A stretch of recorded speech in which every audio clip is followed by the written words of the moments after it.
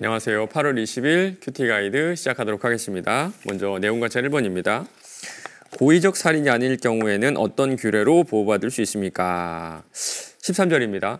만일 사람이 계획함이 아니라 나 하나님이 그 사람을 그 손에 붙임이면 내가 위하여 한 곳을 정하리니 그 사람이 그리로 도망할 것이며, 고의성 없이 실수로 살인을 한 경우에는요, 살인죄가 적용되지 않습니다.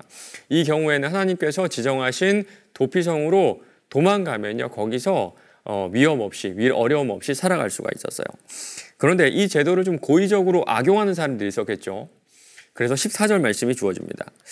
사람이 그의 이웃을 고의로 죽였으면 너는 그를 내 제단에서라도 잡아내려 죽일지니라. 하나님의 제단은요, 그 누구도 함부로 가서는 안 되는 그런 곳이잖아요. 그럼에도 불구하고 누군가 고의적으로 일부러 살인한 사람은 제단으로 도망갔을지라도 그곳에서 끌어내려서라도 처형해야 된다, 그런 말씀입니다.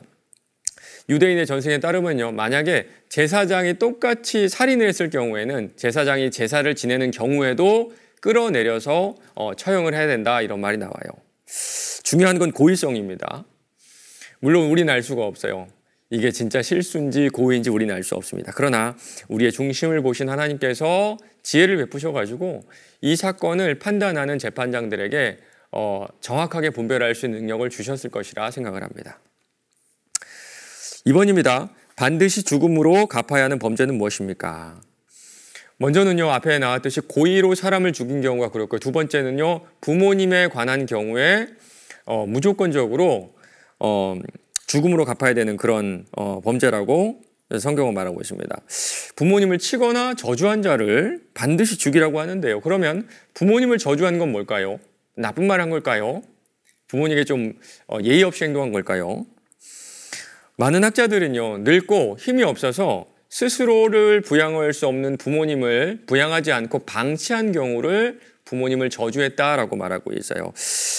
어떻게 보면 좀 과다란 생각이 들죠. 그런데 바로 이것이 하나님의 마음입니다. 우리 하나님께서 가정을 얼마나 소중하게 생각하시는지 우리가 이 본문을 통해 볼 수가 있어요. 예전부터 많은 분들이 이런 고민을 해왔습니다. 교회인가 가정인가? 교회가 우선인가 가정이 우선인가?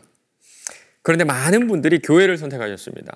내가 교회를 열심히 하면 하나님께서 내 가정을 책임져 주신다.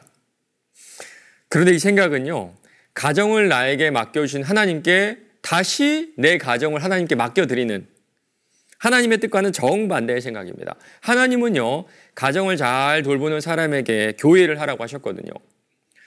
디모데전서 5장 3절입니다. 사람이 자기 집을 다스릴 줄 알지 못하면 어찌 하나님의 교회를 돌보리요. 우선순위가 확실합니다. 이런 우선순위를 가지고, 기준을 가지고 교회와 가정을 돌보시기 바랍니다. 3번입니다. 종을 때려서 상해나 살인을 저지른 자는 무엇을 받게 됩니까? 20절 보면요, 노예를 쳐서 죽인 자는요, 반드시 형벌을 받아야 된다고 하세요. 그런데 우리가 잘 알다시피 사실 고대 사회에서 노예는요, 사람이 아니라 물건으로 간주되었습니다. 고대까지 가지 않더라도 19세기 미국만 봐도 흑인 노예들을 사람이 아니라 가축보다도 못한 그런 존재로 여겼던 것을 우리가 알 수가 있어요. 노예는 인권 자체가 없었는데요, 하나님은 주인으로부터 노예의 인권을 보호하세요. 고대 사회 어떤 법전에서 볼 수 없는 이 인간을 귀하게 대하시는 하나님의 그런 모습을 우리가 볼 수가 있습니다.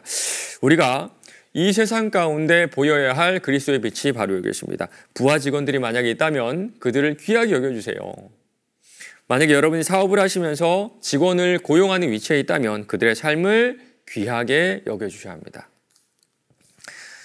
연구와 묵상 4번입니다. 임신한 여인을 쳐서 낙태하게 한 행위에 대해 남편의 청구대로 벌금을 내야 한다고 말씀한 이유에 대해 묵상해 봅시다. 사람은 누구나 하나님의 형상으로 지어졌습니다. 지금 하나님께서는 엄마 뱃속에 있는 태아도 하나님의 형상, 우리와 똑같은 사람이라고 말씀하고 계시는 거예요. 요즘에는요, 낙태에 대한 법이 이렇게 합법화되려는 그런 움직임들이 참 많은데요.